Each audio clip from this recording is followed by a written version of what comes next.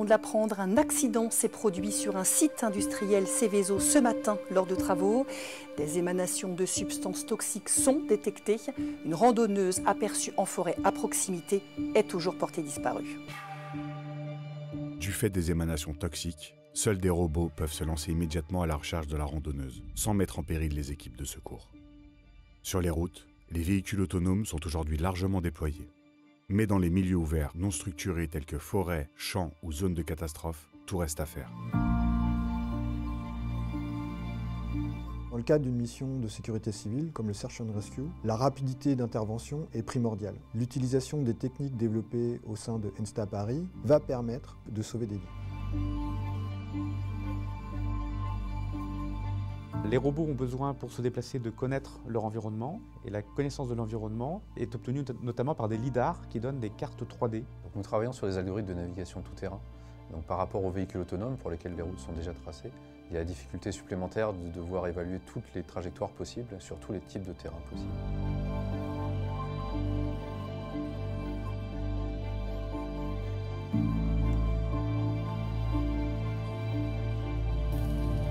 Là, ce qu'on voit, c'est le robot qui s'arrête devant ce qu'il interprète comme étant un obstacle et ensuite il tourne pour trouver une zone navigable, ce qu'on appelle l'analyse de traversabilité. Pour faire ça, on met en œuvre des algorithmes de vision par ordinateur qui retrouvent la géométrie de la scène ou alors la sémantique de la scène, par exemple en reconnaissant des hautes herbes qui sont quelque chose de traversable pour le robot.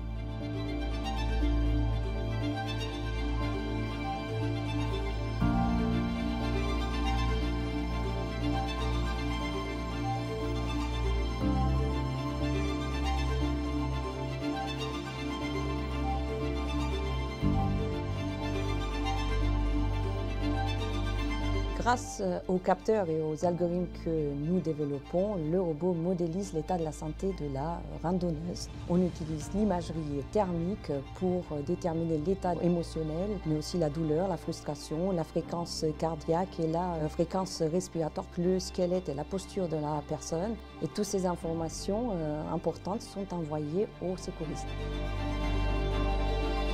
Grâce aux compétences et savoir-faire réunis au sein du laboratoire d'informatique et d'ingénierie des systèmes d'ENSTA Paris, de nouveaux algorithmes permettent d'envisager la mise au point de véhicules capables d'évoluer de façon parfaitement autonome dans ces milieux hostiles. Tous les cas pratiques de navigation autonome en milieu ouvert que vous venez de voir seront testables sur la plateforme robotique d'ENSTA Paris. Elle abritera une des plus grandes volières à drones d'Europe. Avec la plateforme robotique d'ENSTA Paris, c'est une nouvelle ère de navigation autonome qui s'ouvre aujourd'hui.